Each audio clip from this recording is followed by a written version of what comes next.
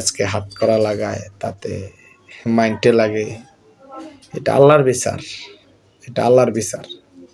এটা নিয়ে এত কষ্ট পাওয়ার কিছু নাই। আওয়ামী লীগের আমলে কি দাম্ভিকতার সাথে শেখ হাসিনা বলতেন, স্বৈরাচার বলতেন।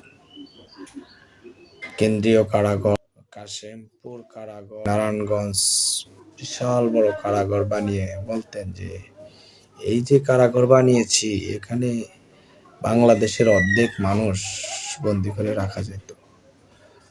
আল্লাহ একজন, দুর্ভাগ্যক্রমে এখন সোশ্যাল মিডিয়ার খবরে দেখি যে হাত করাটা একটু খুলে দেন, আমার সম্মান আছে।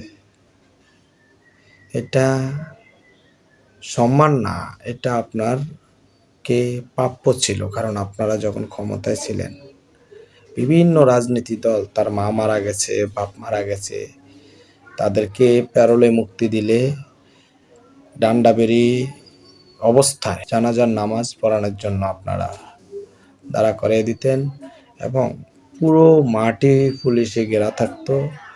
সবচেয়ে বড় দুঃখের বিষয়, ডান্ডাবেরি পরে নামাজ পড়াটা যে কত কষ্টকর এটার পুরো খেয়াল, কারণ কেবল তো আল্লাহ রশি টান দিছে, আপনাদের বিচার আরো করবে। এই দেশের মানুষ নৃশংসভাবে মাইরা এই দেশে রাজনীতি করবেন,